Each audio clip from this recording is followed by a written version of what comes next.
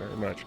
Well, good morning. It's great for me today to be with you. I love Southern Utah University. I love just the energy that's here. And I look back fondly at my time as a student. I was a student here for a period of time, and I did graduate from the University of Utah.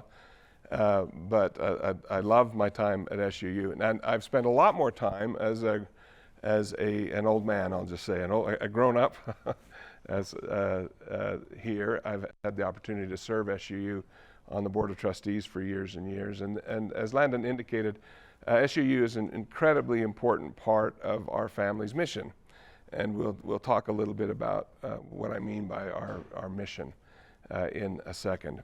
I'll confess to you that I came to academia a little slow. It took an LDS mission for me to become a good student. And so I applaud each of you for being here, showing your interest in this topic. And I will encourage you to take the opportunity to really magnify the opportunity that is presented from higher education.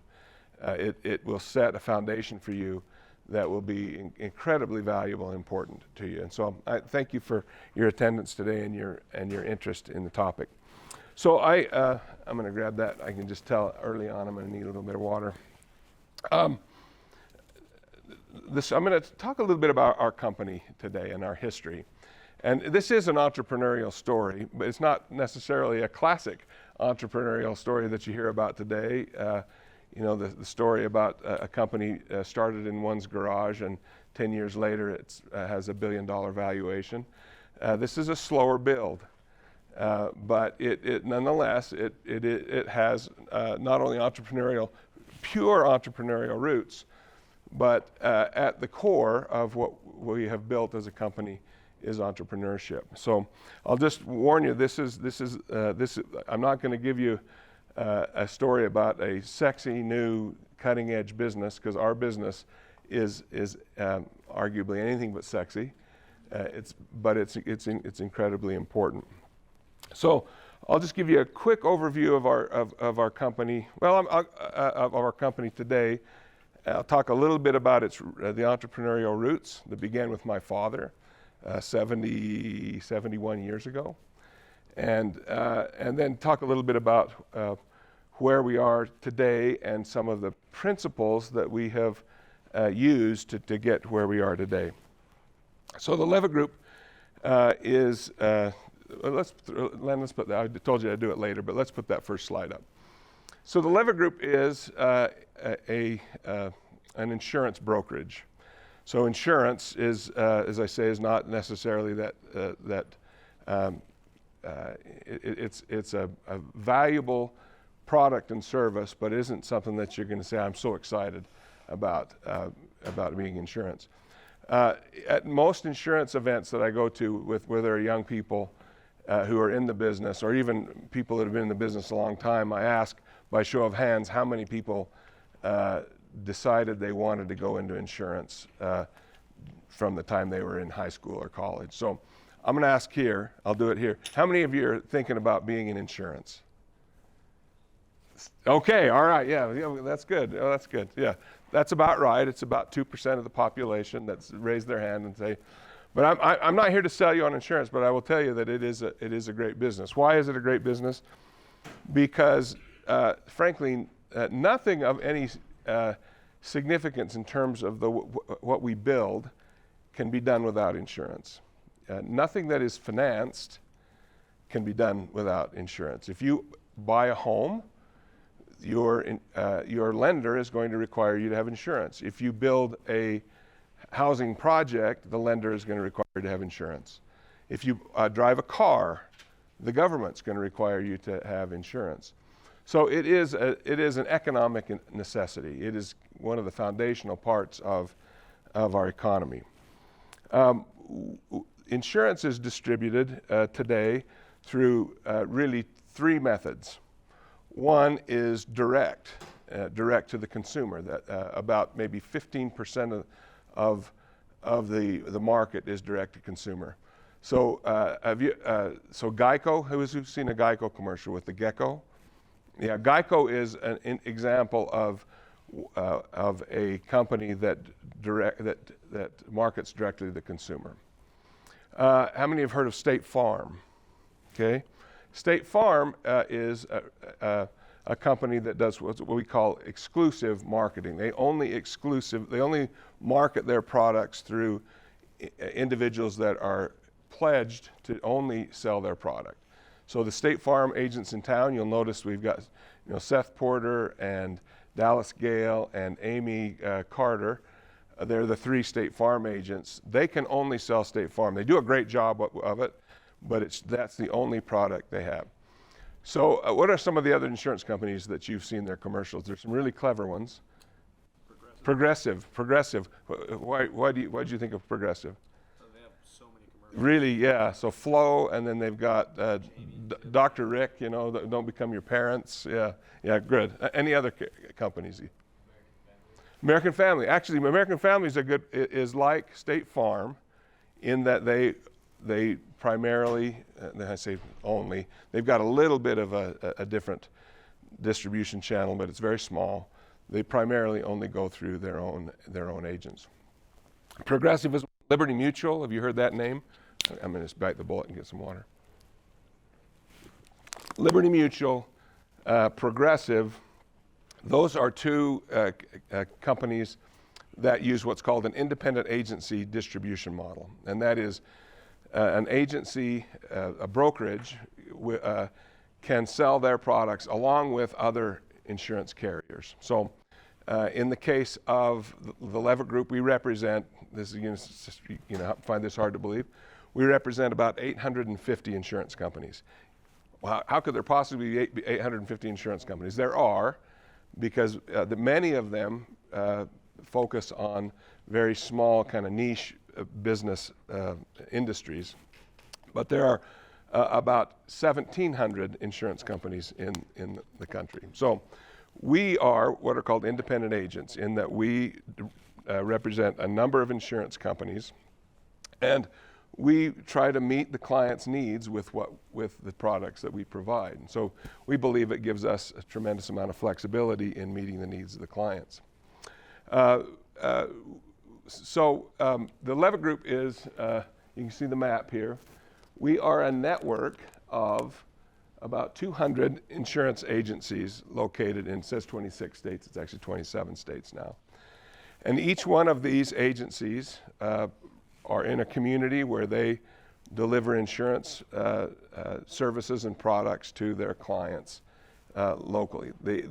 In our agency force, the smallest agency we have generates about $500,000 in annual commission, which represents about $5 million of insurance premiums, and the largest is about $60 million, and does about just a little under $1 billion of premium placements.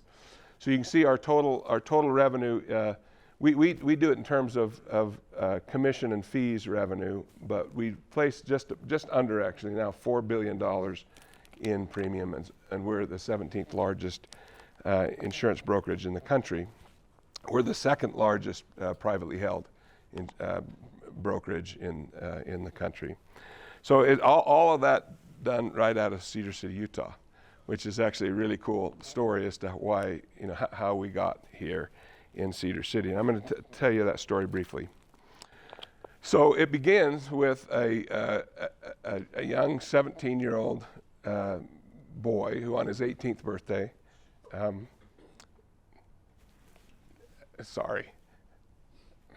arrived in Cedar City with a suitcase. Mary, is it? Yeah. So if you may have seen it, there's a little briefcase, little suitcase that my dad on his 18th birthday arrived in Cedar City to go to school.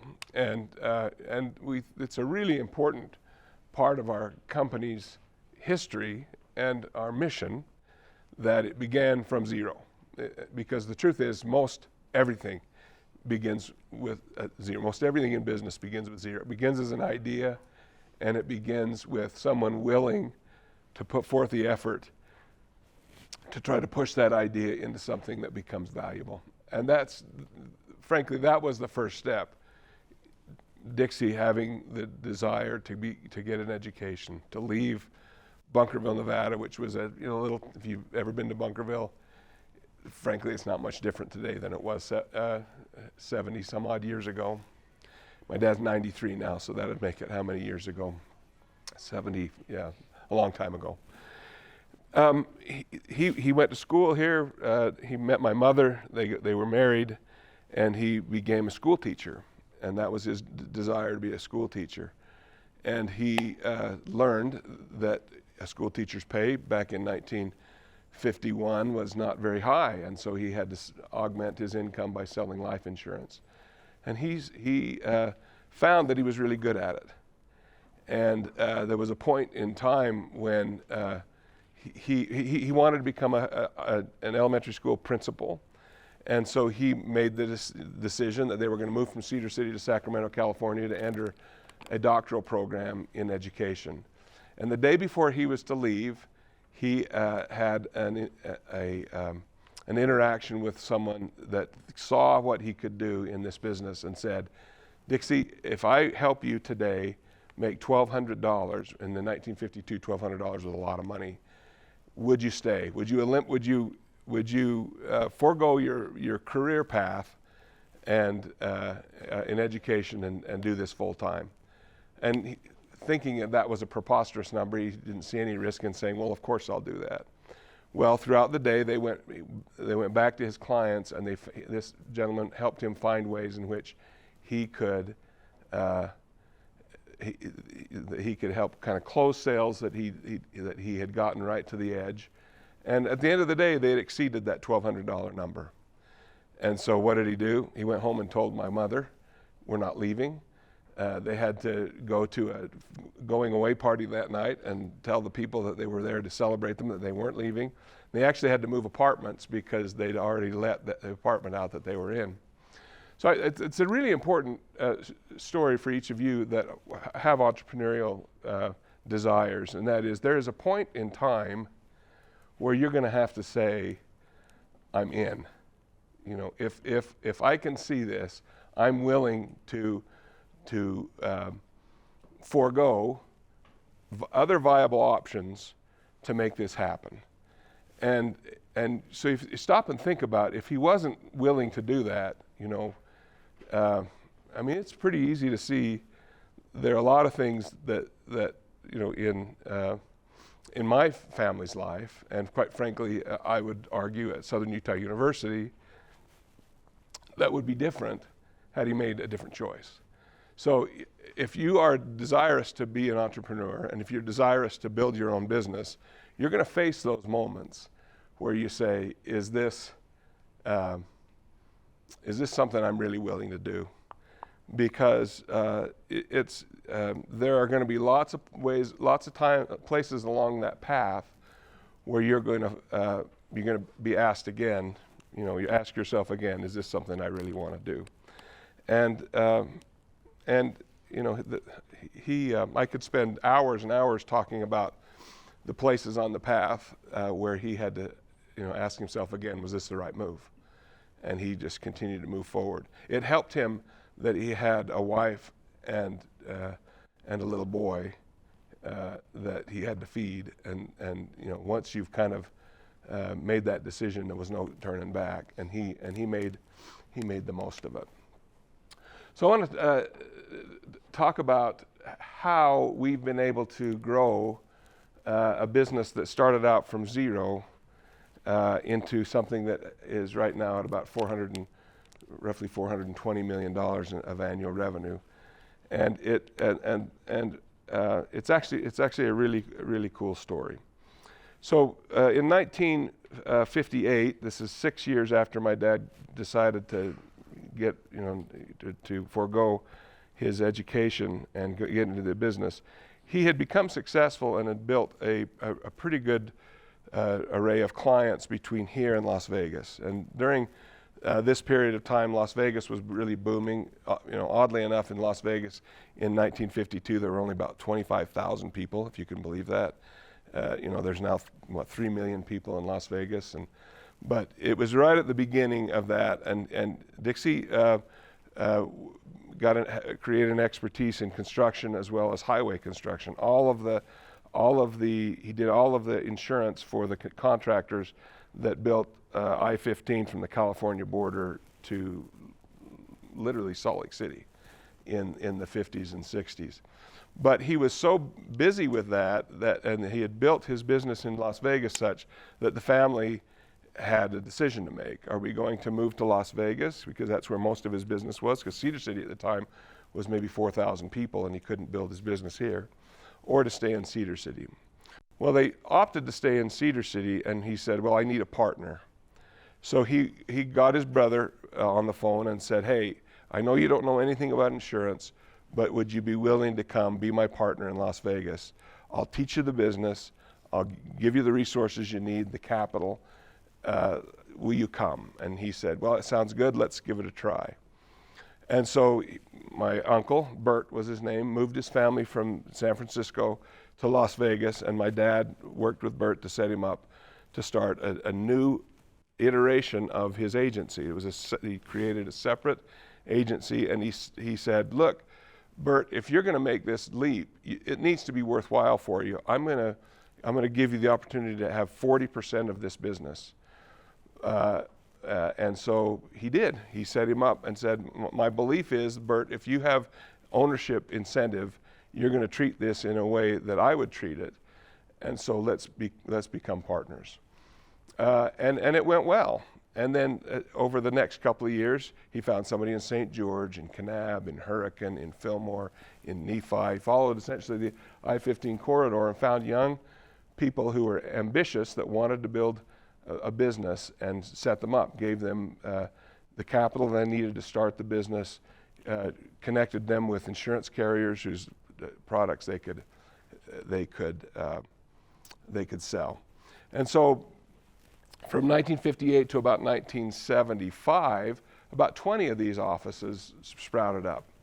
And in 1976, my oldest brother Mike, you may know who he was, the former governor of Utah, came in just after college, and he said, Dad, the odd part is that we have these 25 or 26 locations, and none of them know each other. You go from place to place to place, but we've never really tried to find a way in which we can organize these agencies together to try to find if there are ways that we can create economies of scale or efficiency by working together on some things. So he said, that's a brilliant idea, let's do that. And so in 1978, took them 2 years to do this, they formed what's called Leavitt Group Agency Association, or LGAA for short. We'll talk a little bit about what LGAA is in a second. But LGAA started as, let's all get together and say, are there ways that we can do business together that make us all better? Let's cooperate to find ways in which we can do better. So that's how LGAA was formed. LGAA is frankly the key to how we've been able to build this business. When I joined in 1991, this $411 million was $8 million. So we've gone from $8 million to $411 million in that period of time. And 1992 is a long time ago, but that's about a 16% compounded annual growth rate every year, which is not stunning 1 year, but to string them together over a 30-year period speaks to a couple of things. One is the business model works. It's sustainable. We've shown that it can work year in, year out. And so that's another key for you budding entrepreneurs that I want you to focus on. And that is my business model sustainable? Is it something that there's enough economic value for all of the stakeholders involved for this to be sustainable? And we've shown that our business model, which again is insurance agencies serving clients, banding together to find ways in which they can create resources to help each other be better, and frankly, they'd be able to add revenue in ways I'll talk about in a second. But that has become really the core of our business model that has allowed us to succeed. The next thing that has been most helpful in our growth is finding the right people. When I say the right people, finding the right partners. So of this 16% compounded annual growth, historically about half of it has come through acquisition. And by acquisition, I mean we go out and find insurance agencies that need the help that we can bring them. And the help we can bring them is reduced cost on some of the costs that they face, IT costs, personnel costs, or can help give them advantages in finding salespeople, managing salespeople, et cetera. But another important part the piece that LGA brings is it brings new revenue sources. Agencies that are small don't have the same revenue opportunities as larger agencies do. And by banding together all of our agencies, all 200 of our agencies together, it creates buying power with our insurance companies that allow us to have access to products that they wouldn't have on their own, and at compensation rates that are much greater than what they would before. So our value proposition for each of these agencies that we acquire is you're going to give up. They all own 100% of most of them own 100% of what they have now. But the argument is that we're going to come in and buy 60%, you're going to keep 40%. But we believe the value of what we can create for you is going to be enough that 40% of what you will have at the end of your career is going to be greater than 100% of what you would have had without us. Does that make sense? The value that can come from that, it generates enough value that it's worthwhile giving up 100% ownership, or the majority ownership, and be down to 40. And so we have grown across the country by finding these really capable people, these entrepreneurs who'd run into problems and had kind of peaked in how big they could build their business. They've joined us, and they've been able to really build their business tremendously. And I have, I could parade 100 people in here who would say that's true. With what I've been able to gain from partnering with 200 other insurance agencies around the country, I've been able to benefit from that. So that's the next principle I'd like you to focus on, is that sometimes doing something on your own, while you generate 100% of the benefit, it's often valuable for you to find like-minded people who share your vision and partner with them. The pathway to success often is made faster and less bumpy by finding people that will partner with you. The key qualifier there is like-minded. And we're going to talk a little bit about the concept of aligning interests in a second, because that's a really important key to this. Let's do that LGAA, the second one, if we could, Landon. Thank you. So I'm going to just talk a little bit about this concept of LGAA, and this is a really busy slide, and so I'll try do my best to explain it. So LGAA is owned by the agencies. It's not owned by the parent. It's owned by the agencies. They together decide, what are we going to do with our collective resources to make each other better? And so over the years, they have made investments in tools and resources that have made them more effective, more profitable, being able to develop salespeople in a more effective way, to be able to acquire more resources and markets to sell to their clients. It's kind of blurry, but this essentially is a percentage of total revenue that on average agencies pay for that service. So the agencies pay about, you can't really see it, it's about 6.25% of their revenue they pay into LGAA, and LGAA pays for all of their IT, their agency management systems, which is like a platform on which they operate their agency, all the payroll, all the audit, tax, and legal, and then other professional services, which there are a ton of them, and then marketing is another one. So they have now access to these resources that they wouldn't otherwise have had, that make them incredibly more powerful than their competitors down the street. What they're giving up is 6% of their revenue to do that.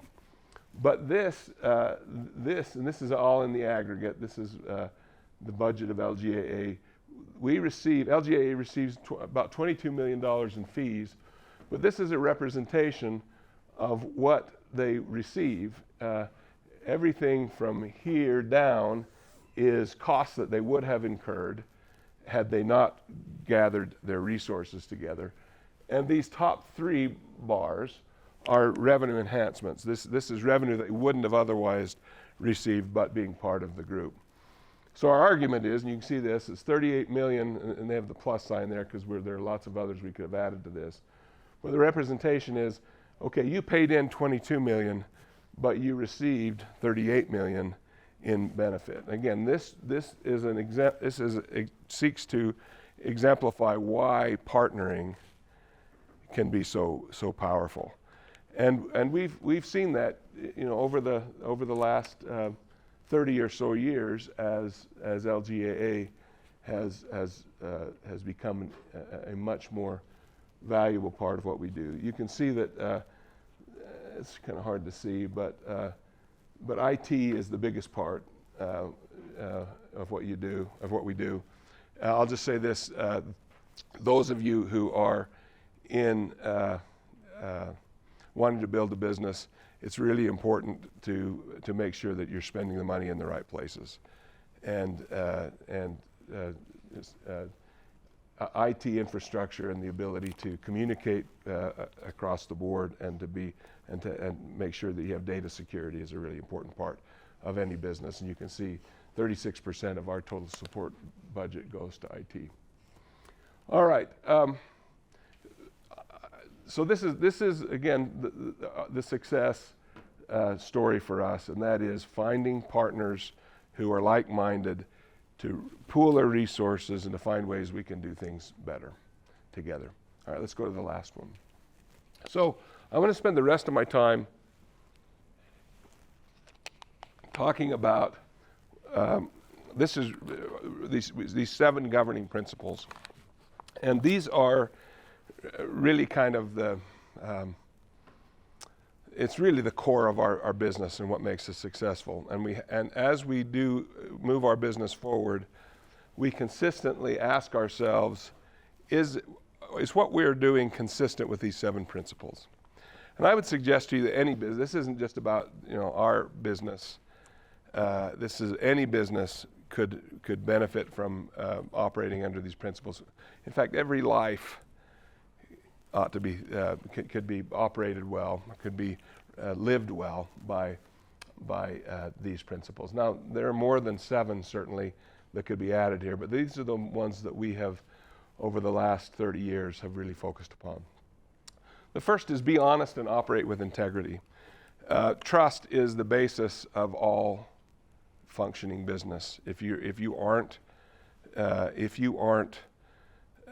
trustworthy, or you aren't dealing with people that are trustworthy, business breaks down.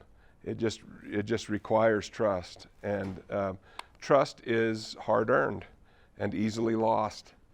And so this is number 1 on our governing principles for a reason, because it is the backbone of how business works. And again, it's very, very, very easy to lose the trust of your customers, to lose the trust of your trading partners, to lose the trust of your partners. And once you've done that, it's really difficult to get back. You think about in your life how many times, all of us have had instances in which our trust has been breached by someone.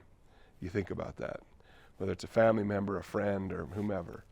And you think about how that has affected not just the way you feel, but what your willingness to engage with them in the future. And so if you don't have trust, you can't operate. And the precursor to trust is is integrity, is honesty, in dealing fairly, in asking, how will my decision affect them?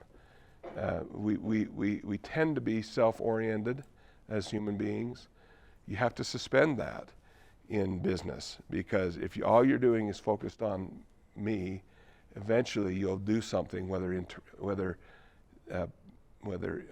purposefully or not, you'll do something that'll bruise trust.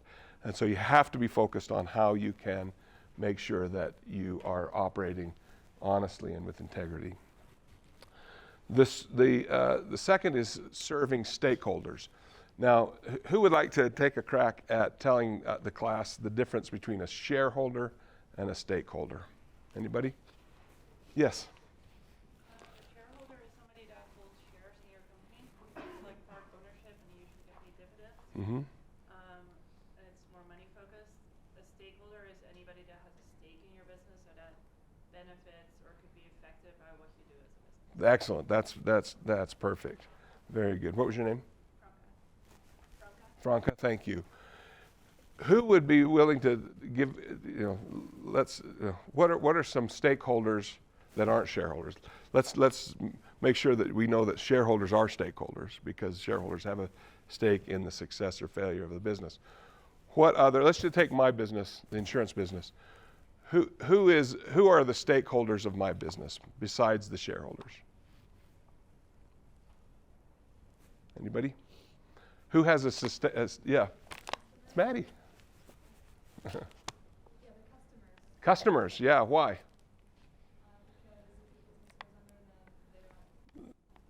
If I don't deliver them value, then yeah, it's they're going to go elsewhere. Yeah, excellent. Who else are stakeholders? Let me pick on you, Maddie. You are one of them. In what way? Yeah, I forgot it was the was. That makes my heart hurt that you're not there anymore. Yeah, so employees are stakeholders. Why are employees stakeholders? Think about it. Why would an employee care whether the business was successful or not? Yep. That's right. Yeah, your livelihood is at stake. Yeah. Is it possible that the families of employees are stakeholders too? Yeah, you can see that.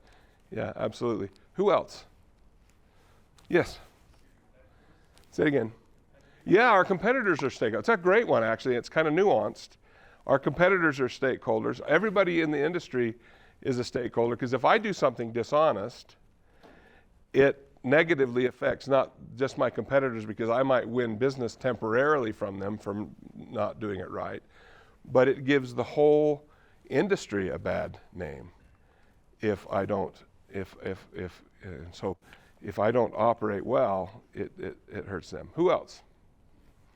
So the public, actually, in the case of insurance, is because it's regulated. And so we're pretty heavily regulated, and so whether you are an insurance consumer or not, you are a stakeholder in my business, because if I do a poor job of writing insurance and insurance companies lose money, their rates will go up, and it will cost you more. And those of you, how many of you are paying your own insurance? This is not a shaming thing. It's just an interesting, because many of you are on your parents' policies, and that's okay. You'll note as insurance rates increase, you'll ask yourself, well, why is that? I guarantee it's not just because the insurance companies are greedy. It's because somewhere down the line, either just by random occurrence, there's been a hurricane somewhere or something. It's because of losses, and sometimes losses come as a result of people doing a poor job, either being dishonest or being poor job of matching risk. So this idea of stakeholders is a much broader concept than just who the shareholders are. And so as you run a business like I do, I have to consider, what do the decisions that we make as a company, who does it affect? It affects a much broader population than just the employees, their families, the shareholders. It's, think about the community as well. Does a community benefit from having a company in that city. And as a business owner, you have to say, how am I serving the community? Does a good community help my business? And the short answer is yes, of course. When we have a safe, growing, connected community, our businesses flourish. And so for that reason, our second governing principle is serve stakeholders.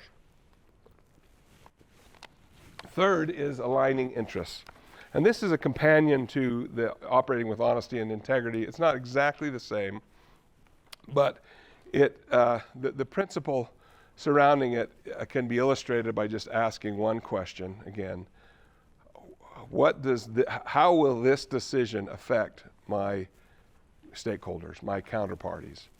And if you can find a way in which interests are misaligned, your goal ought to be, let me find a way in which we can align our interests. Too often, we believe that life and business is a zero-sum game, in that if you win, then I lose. So as a result, I have to find a way to win that makes you lose. And that's not how life is. Life is not a zero-sum game. We create value by how we engage with one another. We create value out of nothing if we seek to find ways in which we can work together. And so an example of aligning interests LGAA is a great example of aligning interests in that we come together, we discuss what's the best thing for all of us, and then we make a decision in the collective that's in the best interest of all, as opposed to benefiting one over the other. Now, there's always room for negotiation. And life is filled with negotiation. You're gonna, if you're married, you're gonna go home and negotiate with your spouse tonight where you have dinner. If you go out, if you have a child, you're gonna be doing a lot of negotiating in terms of bedtimes and so forth. There's always negotiating, but when we negotiate, we have to make sure that we're not just solely focusing on our interests, but we're also focusing on our counterparty's interests. Because if you're focused on winning in a way that they lose, eventually you don't have a deal, because it's eventually going to fall apart, because it won't be valuable to them. There have been many times in my career where I've had to renegotiate deals that were misaligned. It was good for me in the short run, but I could see that we were coming to a place where it would not be good for them, and our alignment would break up. And we would both be poorer for having broken up, and so you have to constantly focus on aligning interests. How many are married in the room? Yeah, 40 years. I've been married 40 years. Marriage is about aligning interests.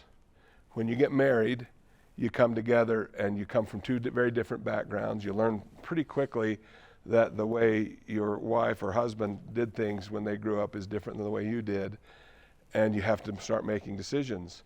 Am I going to insist on doing it the way I learned, or are we going to work together to find a way in which we can find a peaceful place where we can coexist in the long run?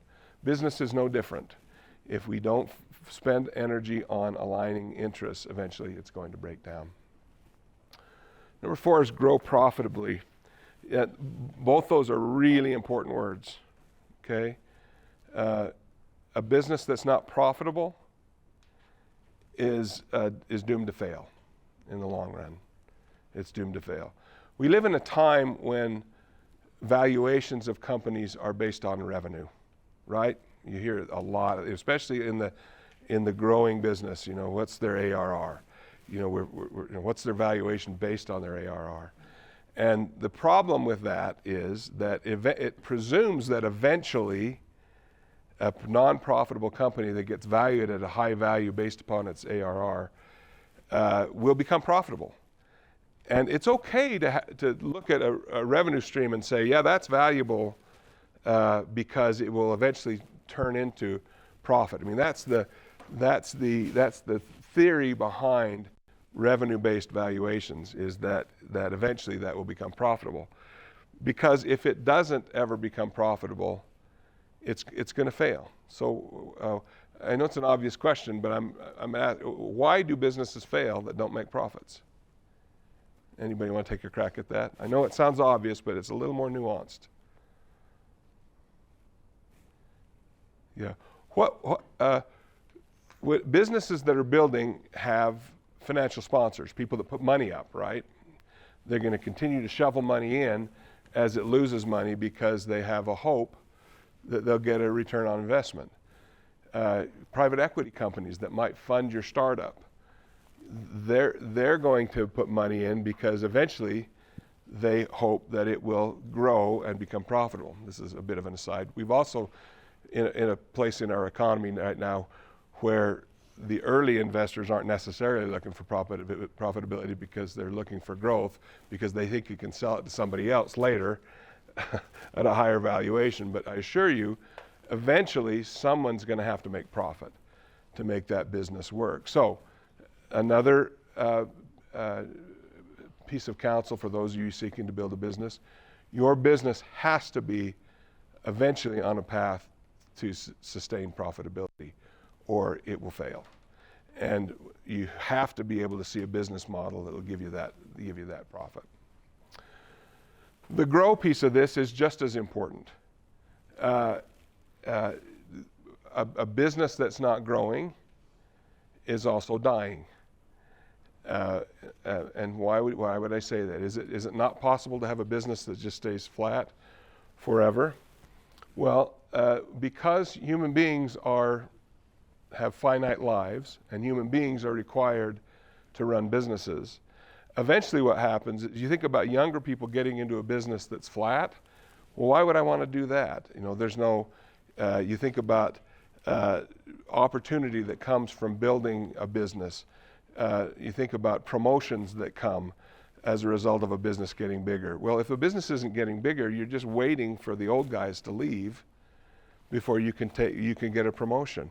As a young person, why would you ever go into a company that is flat if you didn't see a pathway for you to be able to not just make more money, but to broaden who you are as a professional or as a person? We all need the ability to see a pathway to get better, to have more capability, to grow and to progress. Well, a stagnant business doesn't provide that, whereas a growing business provides that. So as you get to be I'm 62 years old, and I think about my needs today compared to my needs when I was your age. I mean, I needed an opportunity to grow and to kind of stimulate my desires to not only become a better person, but to make more money. And as I've gotten older, most of those have been satisfied. I don't need more money. I don't need more excitement. I could use a little less excitement, frankly. But I have come to understand that if we aren't pushing forward building a business, it does a huge disservice to all stakeholders, frankly. I think about, many of you are going to join companies like mine. Watch for companies that are, what is your growth trajectory? How are you seeking to become better? Because as you go into an entry-level position, you're going to want to know what's my pathway to climb the ladder. And it's not climbing the ladder for climbing the ladder's sake. It's for creating opportunity for yourself to become that which you can become. And if you go into a company that isn't growing, it's going to be hard for you to trace a pathway. Even if you're fantastic, it's going to be hard to trace a pathway where you can grow. And so as the chairman and CEO of a growing company, I can see the need for us to keep that gas pedal going, not because I want more money, because I don't need more money. And that's not a brag, that's just that's just the reality. What I need now, frankly, is to be able to bless the lives of others coming behind me, and to leave, frankly, this business in a way where it's exciting for people to be engaged in it. So I'm probably 4 or 5 years away from finishing my service as CEO, and one of the core important things that I have to do is leave it for the next person in a way that is exciting. And if we as a team don't keep our pedal to the metal, it's not going to be exciting to young people who eventually could be in my position. And we'll lose really key people. So the idea of growing profitably, I'll just say this, just a brief editorial.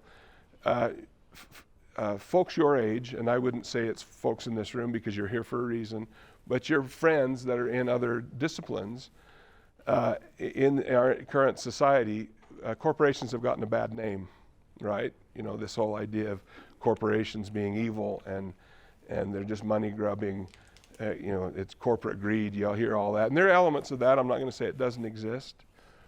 But the idea of growing your business profitably has a much more valuable societal application than you may think at first glance.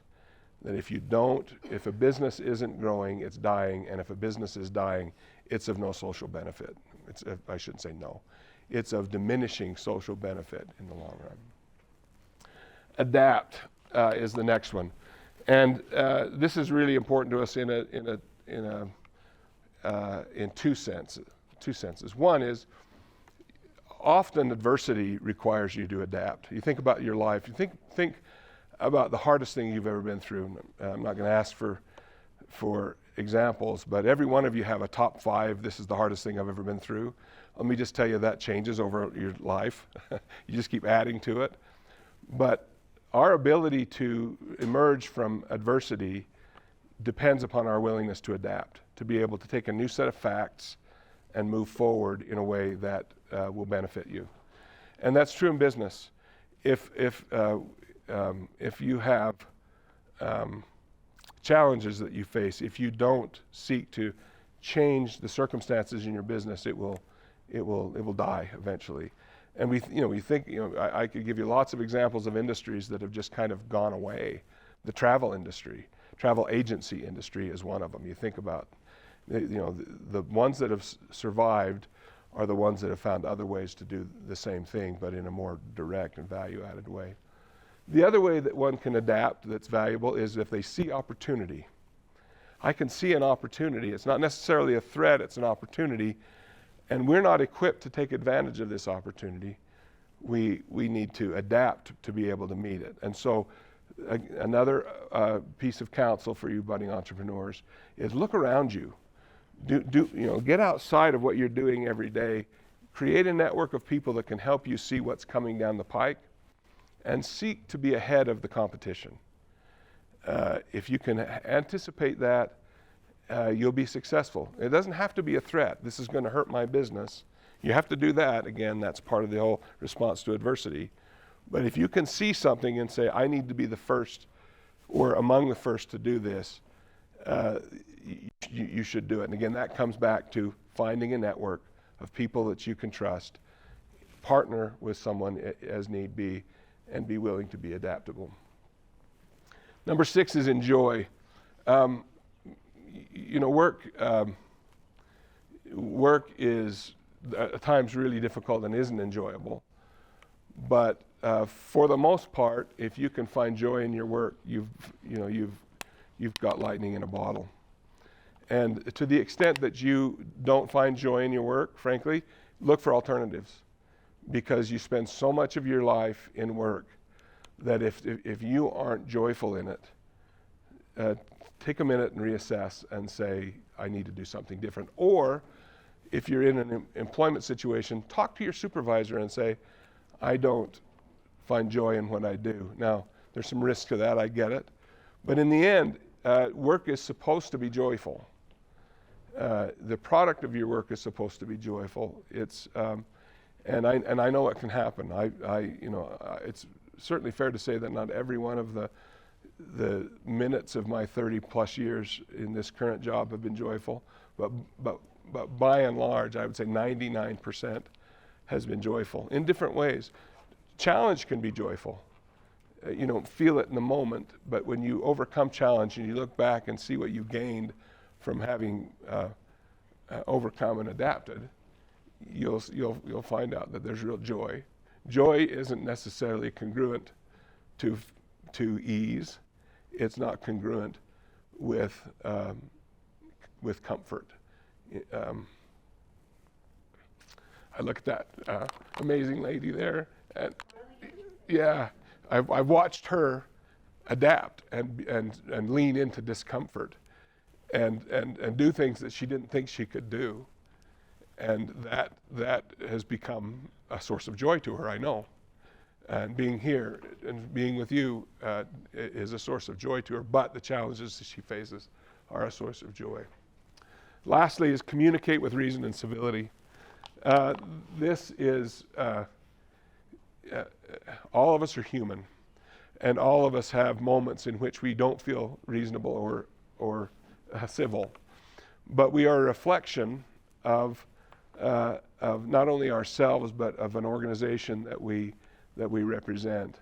And being able to communicate reasonably and with civility is really a key to this as well, to creating trust.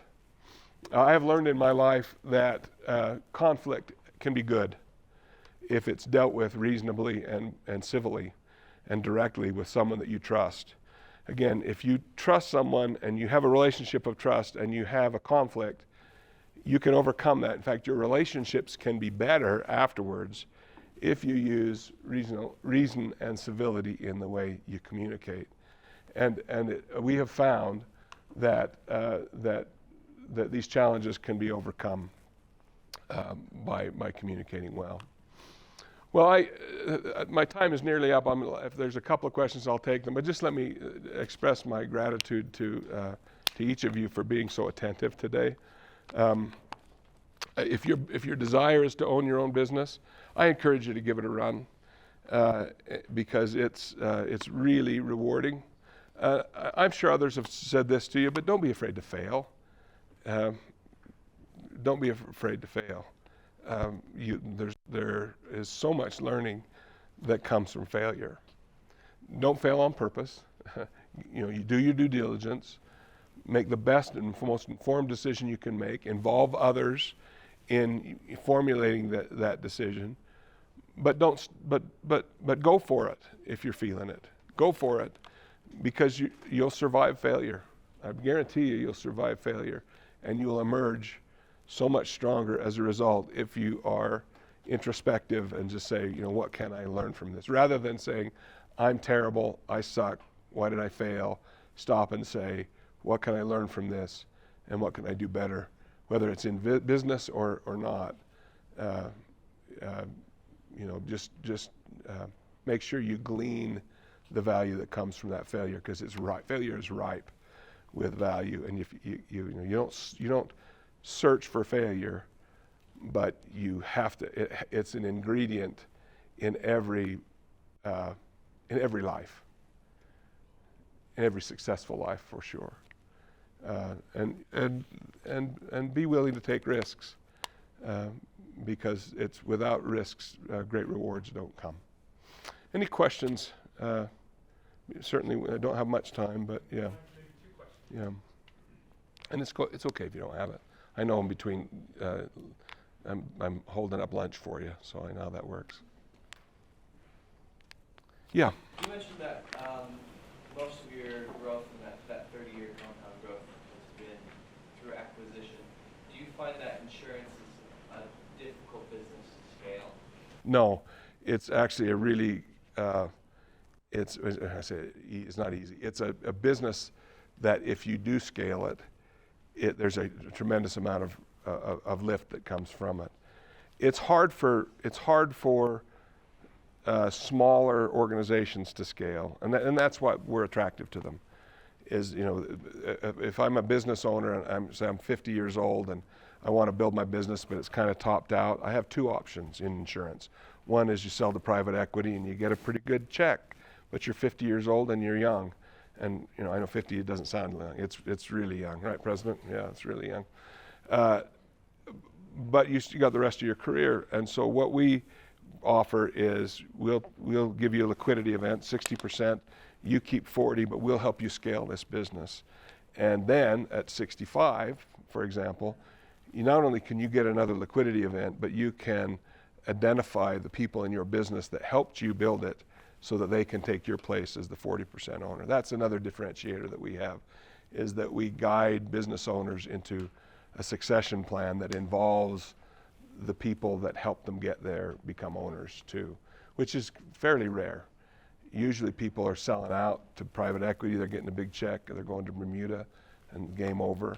The folks who join with us want more than that. They want to be able to identify who helps them, who has the same opportunity they did. Thank you. Thanks. Thank you.